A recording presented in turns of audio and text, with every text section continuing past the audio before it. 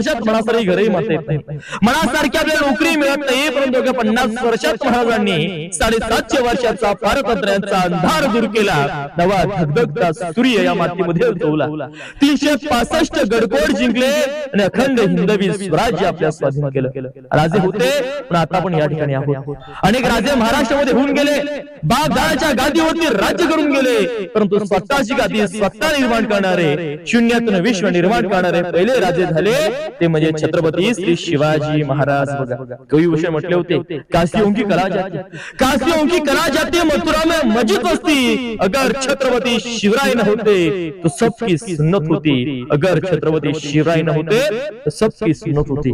राजे इंद्रजिमी जंबपर, इंद्रजिमी जंबपर, वाडवसु वंबपर, रावणाचा दंबपर, रघुकुल राज है, पवनबारी बहापर, संबुनती नहापर, जोशस्त्र बहापर, राम तुझे राज है, दावाद्र दंडपर, चीतावरु झुंडपर, भूषणवी तुंडपर, जैसे मृगराज है, तेजतम अंसपर, कान्हाजिमी कंसपर, त्योमुलीचे बंसपर, शेर शिवराज है, शेर शिवराज है, शेर शिवराज है.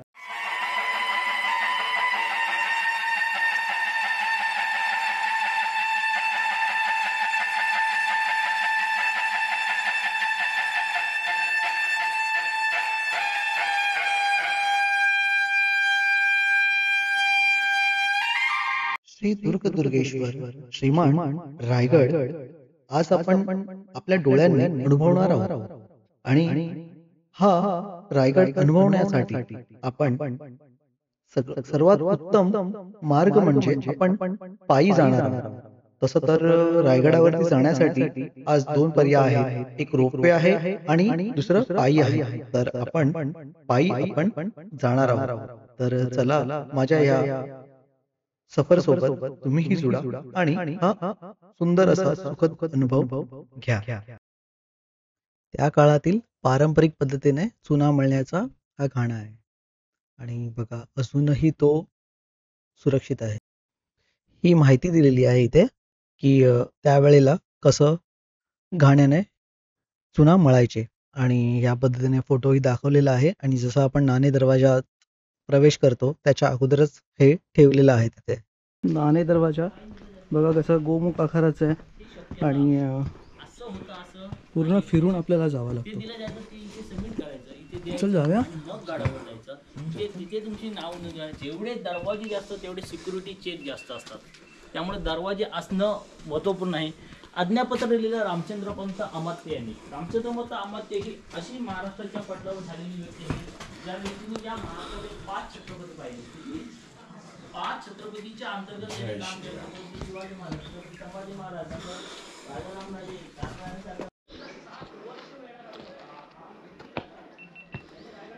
मित्रांनो बघू शकता इथे पाठीमागे हा घाणा आहे. खालती एक आपण घाणा बघितला आणि हा इथे दुसरा आहे. चुना आणि गुळ दोघांना मिक्स करून संवर्धनासाठी ह्याच्यातलं मटेरियल वापरायचे आणि 2 दगडांचा जो जॉईंट आहे, आता रेती आणि सिमेंट भरतो ना तसं हे मटेरियल त्याच्यामध्ये त्यावेळेला वापरायचे. आणि हा घाणा आपल्याला दम लागतोय कारण आता आपण चढत होतो ना गड, तर हळूहळू ट्रेक करत वरती जाऊ. आपलं बघा तिकडे पार्किंग होतं, आपण तिकडे गाड्या पार्क केलेल्या आणि इथपर्यंत आपण आलो. केवढंसं दिसतंय ते. आणि इथे गावं आहेत छोटी छोटी, म्हणजे इतका वरपर्यंत आपण चढत आलो. ते बघा तिकडनं जे लोक येत आहेत ना चालत, तो चित्त दरवाजाकडनं येत आहेत आणि तो असा वरती जातो. आणि आपण आलो इथून खालून नाणे दरवाजातून. ड्रोनच्या माध्यमातून आपण चित्त दरवाजा पाहूया. चित्त दरवाजा हा मुख्य प्रवेशद्वाराजवळ आहे. इथून आपण महादरवाजाकडेही जाऊ शकतो आणि नाणे दरवाजा जिथून आपण आता चाललो आहोत नाणे दरवाजाच्या तिथूनही महादरवाजाकडे आपण जाऊ शकतो. तर हा बघा चित्त दरवाजा. चित्त दरवाजावरून पूर्ण डोंगराच्या पठारावरून आपण वाट काढत जातो आणि सुंदर असं हे दृश्य ह्या ड्रोनने टिपलेलं आहे आपल्या. चित्त दरवाजा तुम्हाला मी दाखवलेला आहे ड्रोनच्या माध्यमातून. आणि नाणे दरवाजातून ज्यावेळेस आपण येतो त्यावेळेला हा असा नागमोडी आकाराचा वळणाचा रस्ता आपण पायी सर करत पुढे पुढे येत असतो. सर करून पुढे आल्यानंतर आपण हे दोन्ही रस्ते एकाच मुख्य वाटेला जोडले जातात. आणि आहे टकमक टोक. हे बघा, याचीही माहिती आपण पुढे वरती घेणार आहोत. श्रीमान रायगड आपण पायी चालत असू तर आपल्यासोबत पाण्याच्या बॉटल्स असणं गरजेचं आहे, कारण ती काळाची गरज आहे आणि आपल्याला तहान फार लागते. त्याच्यामुळे आपण पाण्याची बॉटल सोबत घेतली पाहिजे. पण ज्या वेळेला ती बॉटल रिकामी होते ना, तर अशी यंत्र तिथे ठेवलेली आहे, तर तुम्ही कृपया रिकाम्या बॉटल ह्या अशा क्रश करून तिकडे टाकू शकता. आता वाटते, कारण आत्ताच आपण दाखवलेलं बॉटल क्रश करण्यासाठी इकडे साहित्य ठेवलेलं आहे, तरी लोक इथे येतात आणि अशा बॉटल्स फेकून जातात. थोडंसं काहीतरी वाटायला पाहिजे. आपण नाणे दरवाज्यावरून आलेलो आणि आता महादरवाजाकडे जात आहोत आणि मस्त असे ड्रोन शॉट आपले झालेले आहेत. आणि हे बघा माझ्या पाठी थोडा वरतीच बघा, तिकडे महादरवाजा आहे आणि इथून आपण जाऊ. आणि आता जास्त आपल्याला वेळ नाही लागणार आहे. आपल्याला पाहिजे थांबा ना. महादरवाजाची तुम्हाला बघा मी एक खासियत सांगतो. महाराजांनी काय विचार केला असेल त्यावेळेला, आपल्याला पाठवून दिसत नव्हतं आणि हे बघा इथून ज्या वेळेला घोडदळ झालं, पायदळ झालं किंवा हत्तीने दरवाजा तोडायचा झाला किंवा मोठे त्यावेळेला लाकडाचे ओंडके असायचे, त्याने दरवाजा तोडण्याचा प्रयत्न करायचे. पण ही स्पेसच इतकी आहे की जरी शत्रू जर डायरेक्ट हमला करत असेल तरी त्याला तो ओंडका फिरवण्यासाठी पण त्याला जागा मिळत नसेल. त्याच्यामुळे हा गोमुख आकाराचा प्रॉपर दरवाजा बनवलेला आहे. ह्या ज्या तोफा आहेत ना, या पंचधातूच्या आहेत आणि या इतक्या थंड आहेत, हात ठेवल्यानंतर फील होतं की ह्या किती थंड आहेत त्या. आणि बाहेरचं टेम्परेचर आता जवळजवळ 30 डिग्री आहे. हे बघा घाम निघतो आमचा, तरी सुद्धा ह्या थंड आहेत तोफा.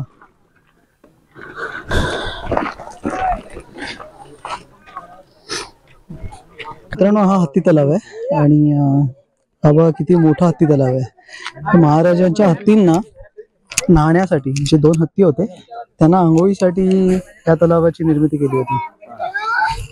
आता विचार करा की गडावरती हत्ती आले कसे असणार.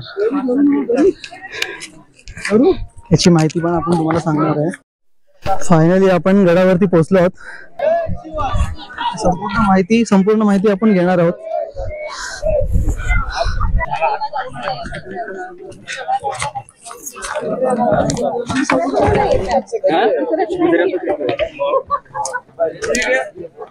चंद्र, सूर्य आणि तारे तळपत राहतील तोपर्यंत मी या किल्ल्या बांधकामाला काहीच होणार नाही. एकदा तो किल्ल्याचा महादरवाजा बंद झाला, तुमच्या आदेशाविना खाली जात ते फक्त पाणी आणि वरती येईल ती फक्त हवा. बुलंद आणि बेलात रायगडाचं बांधकाम केलंय. तूच रायगड पाहिला. आज आपण सर्वजण या ठिकाणी आज तुम्ही पायी गडावरती आलात का? पायी आलात का गडावर सर्वजण?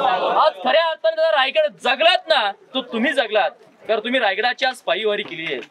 कारण दादा, जोपर्यंत डोक्याचा घाम पायाच्या नखापर्यंत जात नाही तोपर्यंत रायगड काय आहे हे माणसाला समजत नाही. बघा, जीवनात आलेल्या माणसाने पंढरीच्या वाऱ्या कराव्यात, 4 धाम यात्रा कराव्यात, परंतु जीवनात आलेल्या माणसाने एकदा तरी रायगडाची वारी केली पाहिजे. राजांच्या समाधीकानी नतमस्तक झालं पाहिजे. बघा, मी रायगडाच्या 2350 पर्यंत गडावरती आलात, ती आहे किल्ल्याची समोरची बाजू.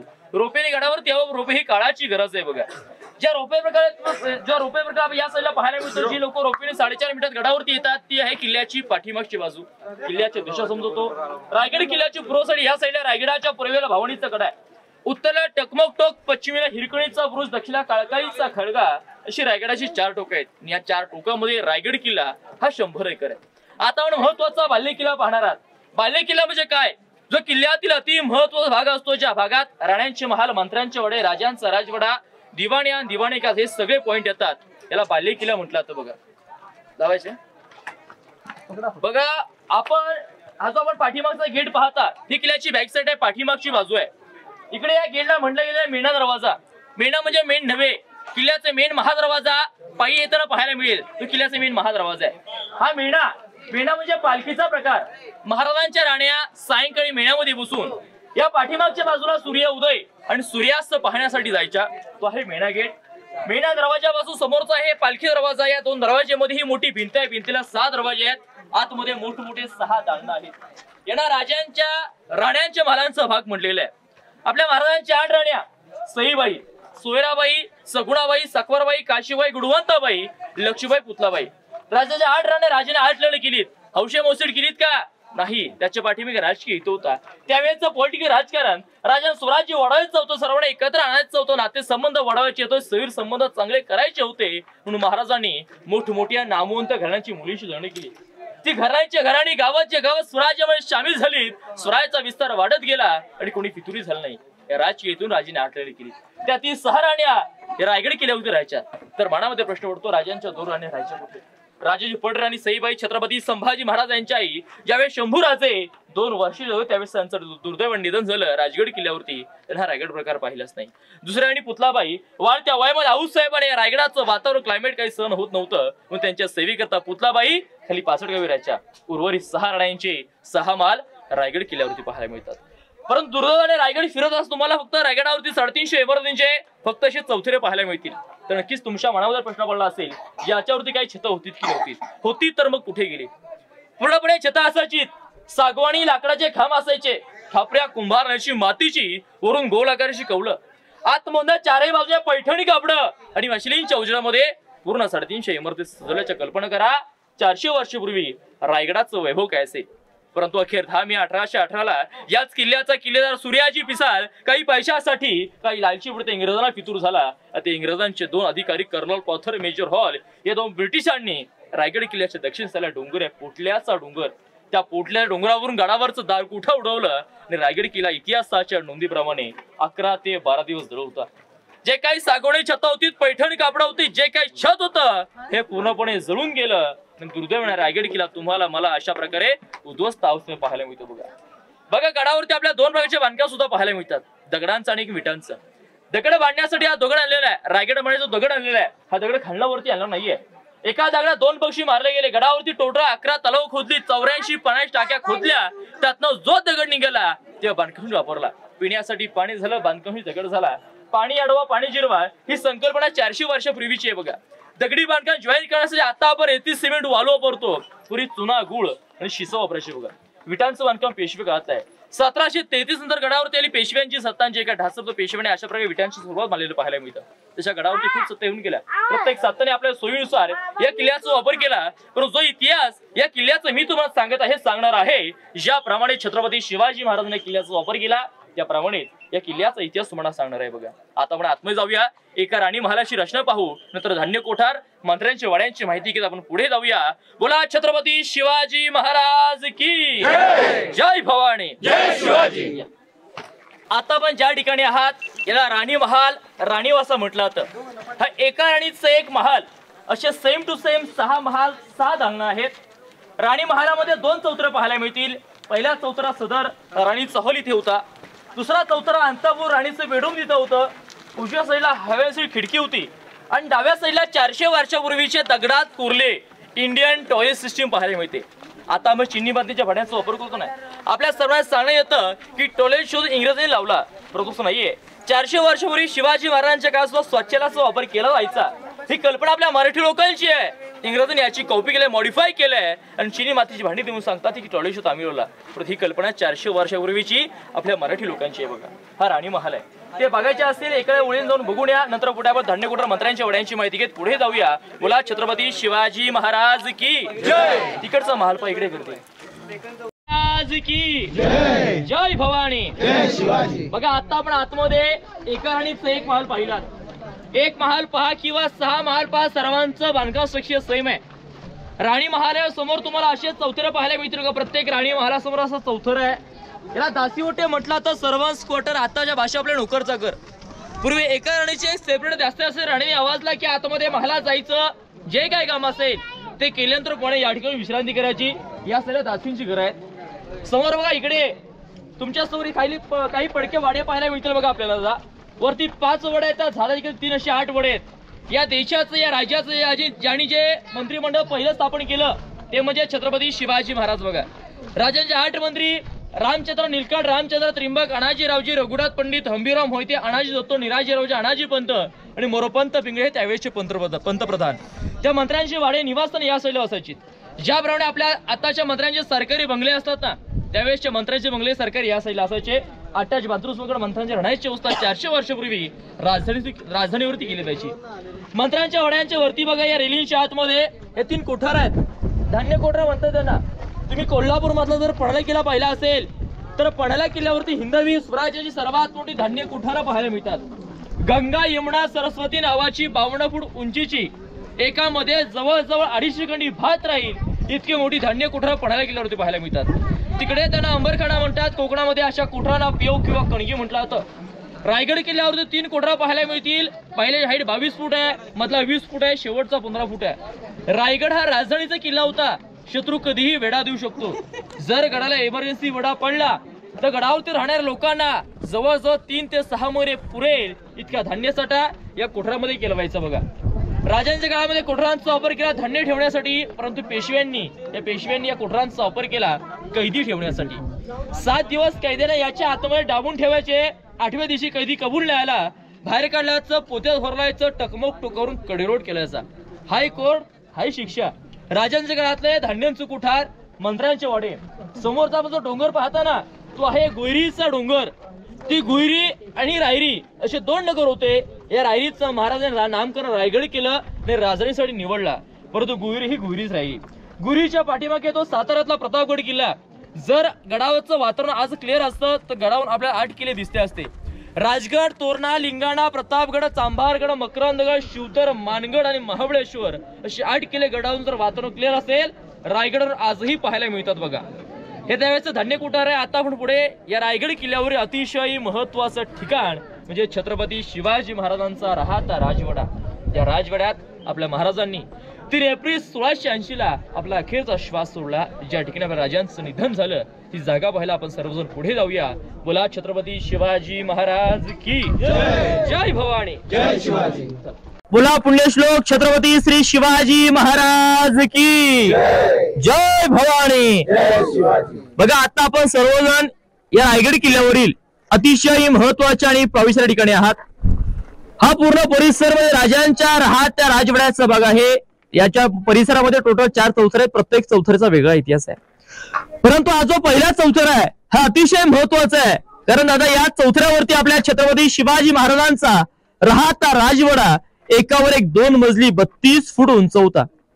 सागवानी लागण्याचे खांब असायचे. खापऱ्या कुंभाराची मातीची उरून गोल आकाराची कवला आतमधनं पूर्णपणे पैठणी कापड आणि मशिलींच्या उजेडामध्ये राजांचा राजवाडा सजवल्याचं कल्पना करा. 400 वर्षापूर्वी रायगडाचं वैभव काय असेल, या राजवाड्याचं वैभव काय असेल. आपल्या राजांचा जन्म झाला 19 फेब्रुवारी 1630 शिवनेरी किल्ल्यावरती आणि आपल्या महाराजांना अखेरचा श्वास दादा 3 एप्रिल 1680 ला वार शनिवार हनुमंत जयंती आणि दुपारी 12च्या प्रहरास या महाराष्ट्राचा सूर्य मावळला. हा महाराष्ट्र पोरका झाला, अखंड भारत देश पोरका झाला आणि आपल्या सर्वांचे लाडके राजे सर्वांना सोडून निघून गेले दादा. हीच ती जागा आहे. फक्त 50 वर्षाचं आयुष्य राजांच्या नशिबी आलं. 1630 ते 1680 राजांचं बालपण गेलं शिवनेरी किल्ल्यावरती 14 वर्ष. मधला कालखंड महाराज 26 वर्ष राजगडावरती राहिले आणि शेवटचे 10 वर्ष महाराज याच रायगडावरती, याच वातावरणात आणि याच राजवाड्यात शिवरायांचं शेवटचं 10 वर्षाचं वास्तव्य होतं. फक्त 50 वर्षाचं आयुष्य. जर आता तुमच्या माझ्या आयुष्य 50 वर्ष घेतले, 20 वर्ष बालपणात जातात, उरल्या 30 वर्ष. 30 वर्षात मनासारखी घरही म्हणता येत नाही, मनासारखी आपल्याला नोकरी मिळत नाही. परंतु 50 वर्षात महाराजांनी 750 वर्षाचा पारतंत्र्यांचा अंधार दूर केला. नवा धगधगता सूर्य या मातीमध्ये रुजवला. 365 गडकोट जिंकले आणि अखंड हिंदवी स्वराज्य आपल्या स्वाधीन केलं. राजे होते पण आता आपण या ठिकाणी आहोत. अनेक राजे महाराष्ट्रामध्ये होऊन गेले, बाप दादाच्या गादीवरती राज्य करून गेले, परंतु स्वतःची गादी स्वतः निर्माण करणारे, शून्यातून विश्व निर्माण करणारे पहिले राजे झाले ते म्हणजे छत्रपती श्री शिवाजी महाराज. बघा, कविभूषण म्हटले होते, काशियों की कला जाती, काशियों की कला जाती मथुरा में मस्जिद बसती, अगर छत्रपती शिवराय न होते तो सबकी सुन्नत होती, अगर छत्रपती शिवराय न होते तर सबकी सुन्नत होती. राजाने अखेरचा श्वास याच राजवाड्यावर सोडला. परंतु राजांची समाधी येथून 1 किलो पुढे जगदीश्वराचं मंदिर आपण नंतर दर्शनाला जाणार आहात. त्या ठिकाणी महाराज समाधी पाहायला मिळते. कारण महाराज शंकराचे महादेवाचे भक्त होते म्हणजे जगदीश्वराच्या साक्षीने राजांच्या देहचितला अग्नी त्यांचे चुलत भाऊ संभाजी भोसले यांच्या हस्ते त्या ठिकाणी देण्यात आली. त्या शिवरायांना 2 पुत्र छत्रपती संभाजी महाराज, राजाराम महाराज. संभाजी महाराज पन्हाळ्याच्या मोहिमेवरती राजाराम महाराजांना गादीवरती बसवायचं होतं. जो राजा गादीवरती बसला असेल, स्मशानात जायचं नसतं किंवा कोणाला विधान करायचं नसतं, म्हणून त्यांचे चुलत भाऊ संभाजी भोसले यांच्या ते राजांचे देहचित लग्नी त्या ठिकाणी देण्यात बघा. अतिशय पवित्र ठिकाण आहे. आजही काही शिवभक्त माती आपल्या कपाळी लावतात, ज्या मातीला छत्रपती शिवाजी महाराजांचा आणि छत्रपती संभाजी राजांचा अखेरचा स्पर्श झाला, तो राजांचा राहता राजवाडा. बोला पुण्यश्लोक छत्रपती श्री शिवाजी महाराज की. बघा आपल्या समोर जी विटामध्ये कोरली रूम पाहायला मिळते ते आहे टाकसाळ. टाकसाळ म्हणजे छापखाना, ज्या ठिकाणी पैसे नाणे छापले जातात. आता आपलं टाकसाळ कुठे आहे? नाशिकला भारतीय रिझर्व्ह बँक. पूर्वीची बँक ही या ठिकाणी होते. राज्यांची स्वतःची करन्सी होती शिवराई, होळ, राजमुद्रा. त्या तिन्ही प्रकारची नाणे, होळ, राजमुद्रा त्या टाकसाळमध्ये गिळायची बघा. आता ज्या नाण्यावरती काय लिहिलं जातं? सत्यमेव जयते, बरोबर की नाही? महाराजांची जी राजमुद्रा होती, जी शहाजी राजाने शिवरायांना दिली होती, त्या राजमुद्रेवरती असा लेख होतो की प्रतिभचंद्र लेखे व वर्धिष विश्ववंदिता शाह असुनो शिवसैषा मुद्रा भद्राय राजते. म्हणजे पौर्णिमेच्या चंद्राचे कोरेप्रमाणे शहाजी राजांचे पुत्र छत्रपती श्री शिवाजी महाराज यांचं स्वराज्य चंद्राच्या कोरेप्रमाणे वाढत जाऊ, असं त्या राजमुद्रेत अर्थ होतो. ती राजमुद्रा शिवराय होत त्या टाकसाळमध्ये गिळायची बघा. या सगळ्या समोर छोटी पडलेली आपल्याला इमारत पाहायला मिळते ना. आता एक मजली शिवका, एकावर एक 2 मजली होती. राजांची अष्टकोनी बाल्कनी आहे. सजीक गॅलरी म्हटलं तरी चालेल. आजूबाजूच्या सह्याद्रीच्या पर्वतरांगा पाहण्यासाठी, थंड हवा खाण्यासाठी महाराज या ठिकाणी विश्रांती करत. राजांची हवा खाण्याची जागा त्या ठिकाणी होती. आणि या साईडला आयताकृती खुली पाहायला मिळते आपल्याला. कोपऱ्यामध्ये येण्याकरता दगड आहे, 11 पायऱ्या खाली जाण्या जागा, आतमध्ये एक तलघर आहे, अंडरग्राऊंड आडवाल्याची एक रूम पाहायला मिळते. याला खलबतखाना म्हटलं जातं, चेंबर फॉर सिक्रेट डिस्कशन. आपल्या स्वराज्याचे गुप्तहेर बहिरूपी बहिर्जी नाईक होते, अत्यंत हुशार. त्या का त्यांना 18 भाषा यायच्या. वेशांतर करण्यात पटाईत. औरंगजेबाच्या छावणी जाऊन त्याच्या दाढीला हात लावून त्याला कव्हर ऐकून जिवंत परत येणारे एकमेव माणूस तुझे बहिर्जी नाईक आजोबाच्या गावांच्या वाड्या वस्त्रामध्ये जायचे आणि स्वराज्य हिताच्या गुप्तच्या महाराजांसोबत आणि त्यांच्या विश्वास सहकाऱ्यांसोबत या खलबतखाना करायचे बघा. पूर्वी म्हणून होती या काळाची बातमी, या काळ कोणी फितुरी व्हायच्या, पण अशा प्रकारच्या गुप्तचर्चा खलबतखान्यामध्ये करायच्या. आतमध्ये किती जोरात बोला एकही शब्द बाहेर येणार नाही, बाहेरून किती जोरात बोलात एकही शब्द आतमध्ये जाणार आहे बघा. त्यावेळेची सिक्रेट रूम या ठिकाणी असायची बघा, खलबतखाना. ठीक आहे. किल्ल्याची समोरची बाजू इकडे 2 स्तंभ पाहायला मिळतील. पहिला स्तंभ आता 3 मजली आहे. शिवका एकावर एक 5 मजली उंच होता. याला विजय स्तंभ म्हणतात. जर एखादा गडकिल्ला छत्रपती शिवाजी महाराजांनी जिंकला किंवा एखादा विजय प्राप्त केला, याच्या पार्श्वभूमीवर एक मोठा भगवध्वज फडकवलायचा, जेणेकरून आजूबाजूच्या सर्व गावामधील जनतेला लोकांना कळावं की स्वराज्यामध्ये एखादा गडकिल्ला आलेला आहे किंवा एखादा विजय प्राप्त केलेला आहे. विजय स्तंभ होता. दुसरा स्तंभ आता 2 मजली. शिवका एकावर एक 7 मजली उंच होता. कल्पना करा किती उंच असेल. त्या सप्त महरे किंवा राण्यांची बाल्कनी म्हटलं जातं. एकावर एक 7 मजली उंच आणि त्याच्या 7व्या मजल्यावर एक मोठी टाकी ठेवल्याची. तांब्याच्या पितळाच्या नळेपाडी खाली हलवायचं. प्रत्येक स्तंभामध्ये शहाऱ्या आतमध्ये 365 दिवे, मखमलीचे पडदे, गोंड्याची फुलं आणि मशिनींचा उजेडाचं. कल्पना करा 400 वर्षापूर्वी या स्तंभांचं वैभव काय असेल, याचा प्रतिबिंब पाठीमागच्या गंगासागरामध्ये कसे असेल. आपल्या किल्ल्यांची वैभवता दिव्यता वाढवण्यासाठी अशा प्रकारे मोठमोठे स्तंभ किल्ल्यांच्या समोरच्या बाजूला लावलेले पाहायला मिळतात बघा. तुम्हाला तिकडे शेवटला लाईटीचे पोल दिसत का? तुम्ही रोपी काही लोक वडावरती आलात, तोच आहे हिरकणी कडा. मात्र बुरुजावला पश्चिम टोक त्या साईडला पाहायला मिळतं. हिरकणीची कथा स्टोरी तुम्हाला ऐकून वाचून माहिती आहे. हिरकणीचा पिक्चर पाहिला असेल बघा, पाहिलंय का? जी माता आपल्या बाळासाठी रायगडाचा जो पश्चिमेचा कडातून खाली गेली होती ना, तो हिरकणीचा कडा या साईडला पाहायला मिळतो बघा. बघा कोजागिरी पौर्णिमेची रात्र होती. राजाने रायगड किल्ल्यावरती एक मोठा महोत्सव आयोजित केला होता. सर्व गवळींना दूध घेऊन गडावरती बोलावलं होतं. त्याच्यामध्येच एक हिरा नावाची गवळण, जिचं नुकतंच लग्न झालं होतं, 6 महिन्याचं बाल होतं. हिरा दूध घेऊन गडावरती आली. तर हिरेला या स्वराचे नियम काही माहित नव्हते. पूर्वी काय असायचं, नगर खाली नगर वाजले, तो किल्ल्याचा मेन गेट महादरवाजा बंद झाला. एकदा दरवाजा बंद झाला तर खाली कोणालाही सोडलं जात नसायचं बघा. हिरा दूध घेऊन गडावरती आली. गडाच्या वातावरणामध्ये ती माता भारावून गेली. सायंकाळ झाली, तोफेंचा आवाज झाला, नगर वाजले, किल्ल्याचा मेन गेट महादरवाजा बंद झाला. हिरा धावत त्या दरवाजाशी बशी गेली. सांगोजी काडकर त्या ठिकाणी गडकरी होते. त्याने विनंती केली की गडकरी मला खाली जाऊ द्या, माझं 6 महिन्याचं बाल खाली एकटं आहे, भुकेलं आहे, दूध पाळणं गरजेचं, मला खाली जाऊ द्या.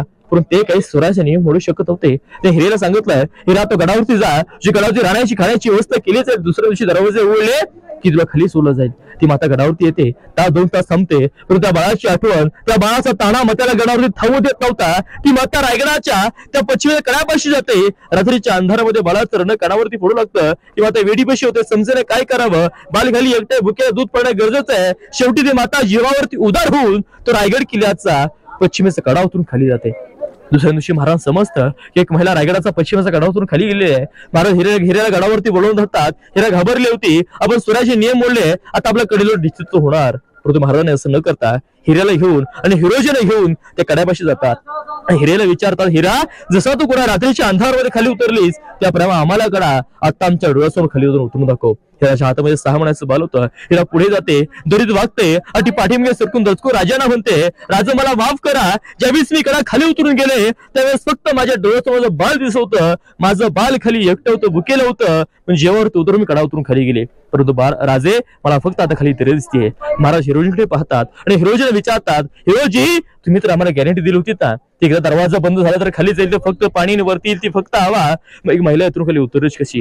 जर एखादी महिला यातून खाली उतरू शकते, एखादा शत्रू नक्कीच वरती येऊ शकतो. तातडीने या ठिकाणी बुरुज बांधा आणि त्या बुरुजाला नाव द्या हिरकणीचा बुरुज. त्या गावाला नाव दिलं हिरकणीवाडी. त्या मातेला दरबार आणलं जातं, साडी चुळून सत्कार केला तो आणि माने पालखीत बसून त्या मातेला आपल्या घरी सोडवतं. बघा त्या हिरकणीची कविता ऐकतो, नंतर आपण पुढे जाऊया. हिरकणीची कविता अशी आहे की राईगडावर राजधानी ती, या राईगडावर राजधानी ती होती शिव छत्रपतींची. आणि कथा सांगतो ऐका आता येथील हिरकणी बुरुजाची. वसले होते गाव तळाशी वालुसरे या नावाचे, राहत होते एक कुटुंब गरीब धनगर गवळ्याचे. आई बायको ताना मुलगा कुटुंब होते छोटेसे, शोभत होती हिरा नाव त्या तडपदार घरवालीचे. सांज सकाळी हिरा येत असे दूध घेऊन गडावरी, ध्यानी नाही आले म्हणी कधी सांज वेळ टवून गेली. सूर्यदेव मावळता झाले बंद गडाचे दरवाजे, हिरा म्हणाली मनात भ्याली घरी तहाने बाळ माझे. गडकऱ्यांना करी विनवणी गडकरी खाली जाऊ दे मला, गडकरी म्हणती नाही आज्ञा शिवरायांची आम्हाला. बाळाची आठवण येता माय माऊली झाली ती वेडी पिशी, कडा उतरुणी धावत जाऊनी बाळाला ती घे खुशी. आतून हे धाडस पाहुणी महाराज स्तंभित झाले, हिरास साडी चुळी देऊनी प्रेमे सन्मानित केले. कड्यावरच्या बुरुज बांधिला साक्षी आईच्या प्रेमाची, आणि कथा आजही ऐकू येते येथील हिरकणी बुरुजाची. कथा आजही ऐकू येते येथील हिरकणी बुरुजाची. अशा प्रकारे माता आपल्या बाळासाठी रायगड किल्ल्याचा जो पश्चिमेचा कडा उतरून खाली गेली होती हिरकणी बुरुज त्या साईडला पाहायला मिळतो. बाली किल्ल्यामध्ये चारही बाजूला खिडक्यांसारखं पाहायला मिळतील. टेहळणी बुरुज वॉच टॉवर आहेत. आणि समोर बघा ते आपल्या मोठी भिंत दिसते ना, ती आहे पालखी दरवाजा. छत्रपती शिवाजी महाराजांची पालखी तिथून गडावरती आणून राजांच्या राजवट नेलं जायचं. ज्याप्रमाणे मेणा दरवाजा आहे त्याचा या साईडला पालखी दरवाजा आहे. इकडे आपण एक तलाव पाहूया, गंगासागर तलाव, जे गडावरचं सर्वात मोठं तलाव आहे.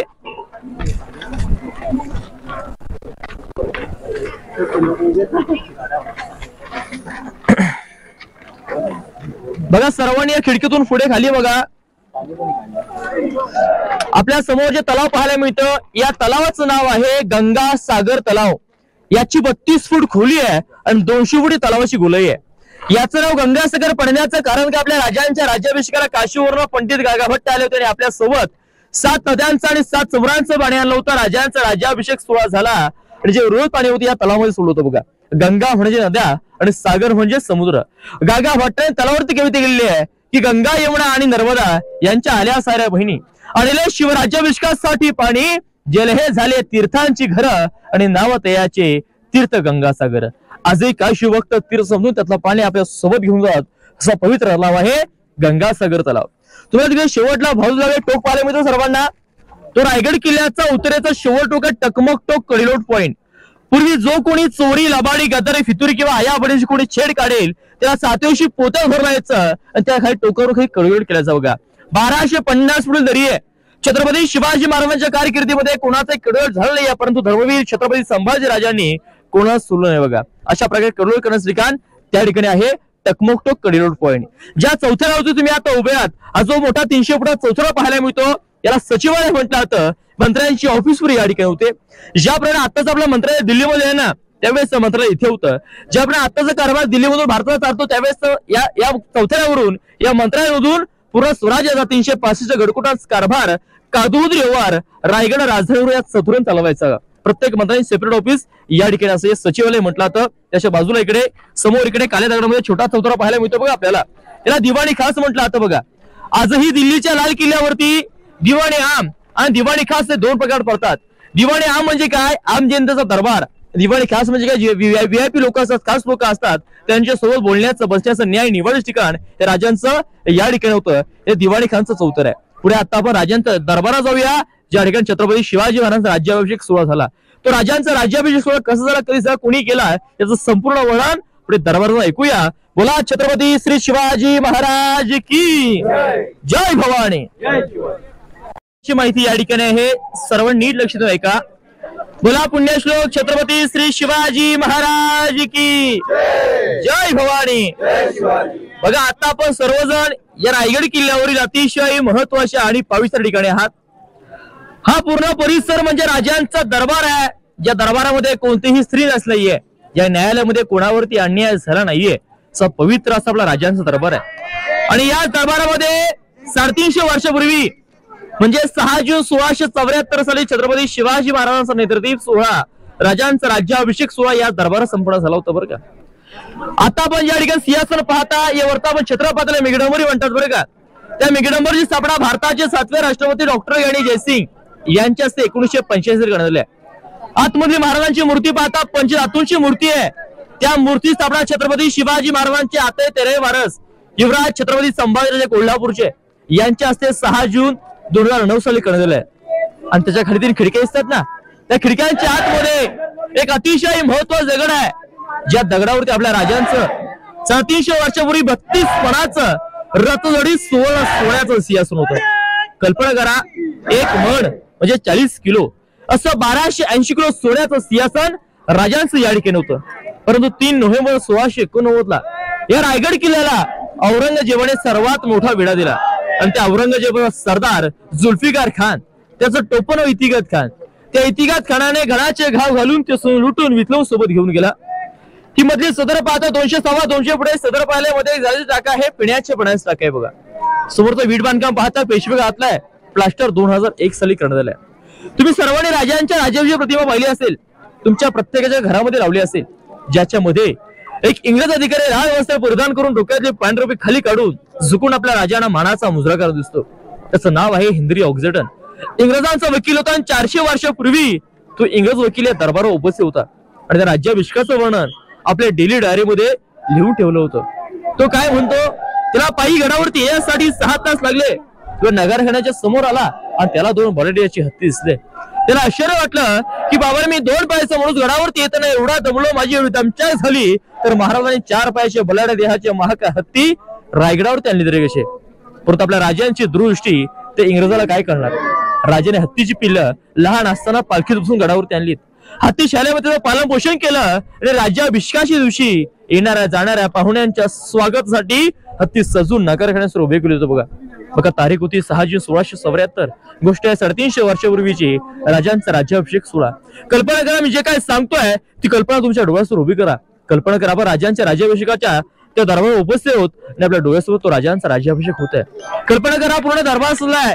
दरबारामध्ये पहाटे 4 वाजता 6000 माऊले, डोक्यामध्ये मणाचे भोगे फेटे, गळ्यामध्ये कवड्याच्या माळा आणि पिवदार वेशामध्ये त्या पैठणी कावडामध्ये पहाटे 4 वाजता ते 6000 माऊले कशी असतील. राजा आपल्या राहत्या राजावर पहाटे लवकर उठतात, स्नान करतात, वस्त्र परिधान करतात, राजे झिरटोप घालतात, कपडे चंदकोर लावतात, राजे शिरकाय मात्र वंदन करतात, जगदीश्वराच्या दर्शन जातात, आई भाऊलीला साखर घालतात, वाडे शरण नतमस्तक होतात. राजांची भव्य दिव्य मिरवणूक हत्तींच्या अंबरातून नगरखान्यासमोर उभे होते. समोर राजांचं 32 पण सोन्याचं सिंहासन या ठिकाणी सजलं होतं. उजव्या बाजूला राष्ट्रमाता राजमाता जिजाऊ मासाहेब बसल्या होत्या. अष्टप्रधान मंत्रिमंडळ, राणी बसवा शंभूराजे राजाराम महाराज बसले होते. दरबारामध्ये 6000 माऊले राजांच्या आतुरतेने वाट पाहत होते. राजांचे एक पाऊल दरबारात पडतात, बसलेले 6000 माऊले उभे राहतात, डोक्यातला मनाचा भोगा फेटा खाली काढतात आणि झुकून आपल्या राजांना मानाचा मुद्रा करतात. राजे तो मुद्रा स्वीकारतात. परंतु इतक्या आनंदाच्या क्षणाला राजा छत्रपती होणार, रयतेचे राजे होणार, तरी इतक्या आनंदाच्या सोहळ्याला राजांचं हृदय भणवतं. इतक्या आनंदाच्या सोहळ्याला राजांच्या डोळ्यामध्ये पाणी दिसत होतं. इतक्या आनंदाच्या सोहळ्या राजांच्या डोळ्यामध्ये पाणी का?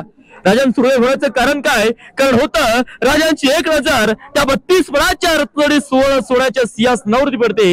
एक नजर बसलेल्या 6000 प्रजेवरती पडते.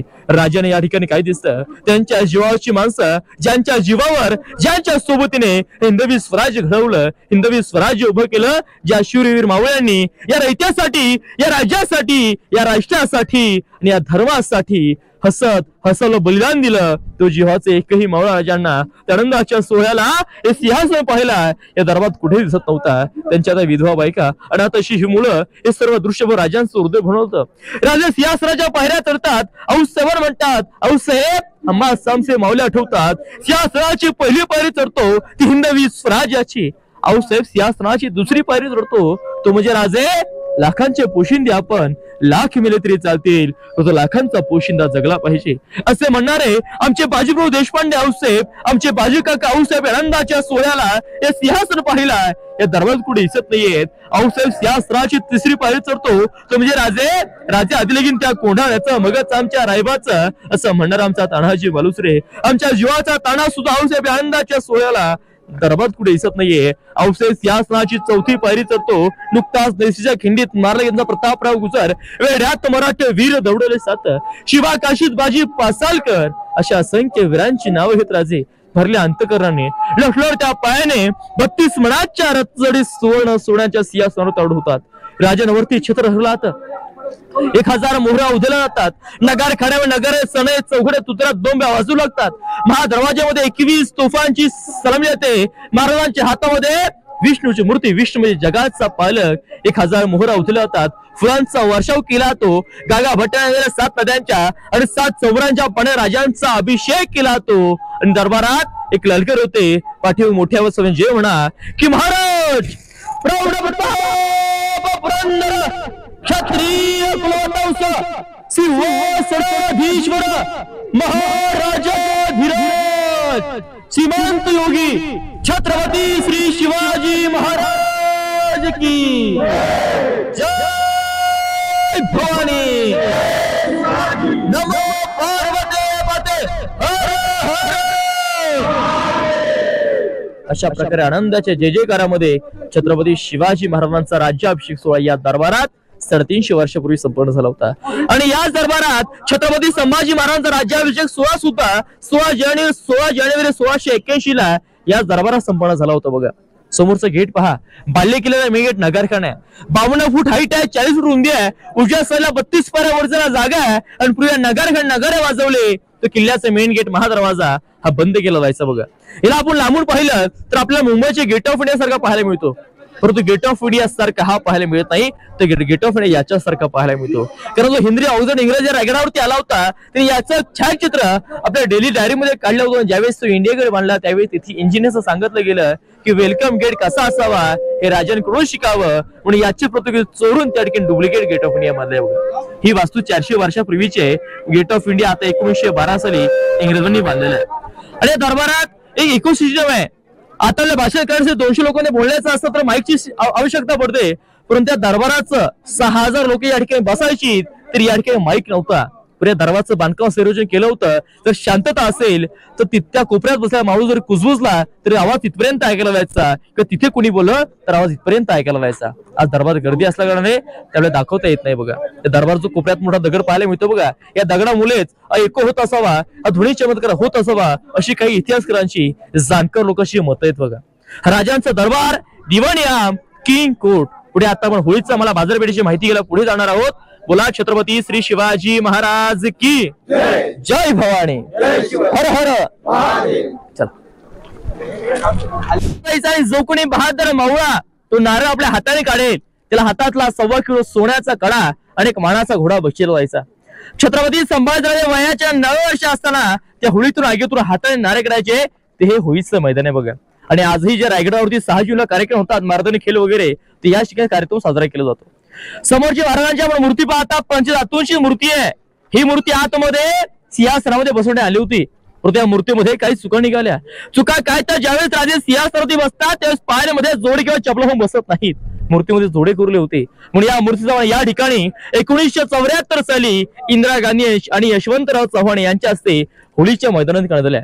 वर्ष 2 जून 2012 संभाजी भिडे गुरुजी आणि उदयनराजे भोसले यांच्या हस्ते वर्ष 17चा अनावरण 2 जून 2012 साली करण्यात आल्या. समोर या साईडला दोन्ही बाजूला पडलेली इमारती पाहिल्या. पूर्वीची बाजारपेठ आहे, 800 फूट लांबी आहे, 40 फूट रुंदी आहे. डाव्या साईडला 21 दुकानं आहेत, उजव्या साईडला 22 दुकानं, अशी टोटल 43 दुकानं आहेत. दुकानांची रचना पाहिलीत, आगे दुकान बिझनेस स्टोरूम पीछे मकान, अशा प्रत्येक दुकानांची रचना आहे. हाईट पाहिली तर बघा, जो 5 फूट उंच हाईट आहे, जवळजवळ घोड्याच्या उंचीची हाईट पाहायला मिळते. कारण तेव्हा लोक रुबाबदार होती.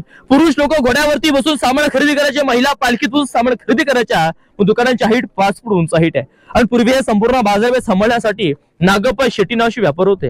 संपूर्ण बाजारपेठ सांभाळायचे म्हणून डाव्या साईडच्या 7व्या दुकानावरती नागप्पा म्हणून एक नागाचा कोरलेला शिल्प आजही डाव्या साईडच्या 7व्या दुकानावरती पाहायला मिळतो. बघा, बाजारपेठ समुद्र पुढे गेलात, डाव्या उजव्यासारखे पडके वाडे पाहायला मिळते, ब्राह्मणांचे वाडे आहेत. अजून शेवटचं पॉईंट, समोरचं मंदिर पाहत होता, जगदीश्वराचं मंदिर आहे. दर्शन घेण्याचं का तुमचं माहिती सांगण्याचं माझं आहे. मंदिर आपण लांबून पाहिलं आपला कसं दिसतं, मशीद सारखे दिसतं, परंतु आतमध्ये शिवलिंग आहे, महादेवाची पिंड आहे. याचा आकार बाहेरून मस्जिद सारखा बांधण्याचं कारण काय, पूर्वी मुघल लोक आपल्या महाराष्ट्रातले देवदेवत मंदिर उद्ध्वसून टाकायचे. जर एखादा मुघल सैनिकाने आजूबाजूच्या सह्याद्रीच्या पर्याय पाहिलं, जर त्याला लांबून या ठिकाणी मशीद सारखं दिसलं तर त्याला असं वाटावं या ठिकाणी मशीद या ठिकाणी आपलंच कोणतरी आहे. ते आक्रमण न करता आल्या वाडे तसेच परत निघून जावे, त्यांची फसवणूक व्हावी या दृष्टिकोनाने महाराज मंदिराचा आकार असं बाहेरून मस्जिद सारखं गेलाय. राजाला माहिती होतं की मी असेल किंवा नसेल, परंतु माझ्या नंतर माझे मंदिर म्हणजे देव शाबूर राहिले पाहिजे. दादा, रायगड किल्ल्यावर एकमेव अशी वास्तू आहे जी शिवकालापासून आहे तशीच आजही पाहायला मिळते, ते म्हणजे हे जगदीश्वराचं मंदिर आहे. आणि याच मंदिरात जे उत्तरेकडनं कविभूषण आले होते ना, त्यांची आणि छत्रपती शिवाजी महाराजांची भेट सर्वप्रथम याच मंदिरात झाली होती. आणि याच मंदिरात कविभूषणने राजावरती एक काव्य केलं होतं.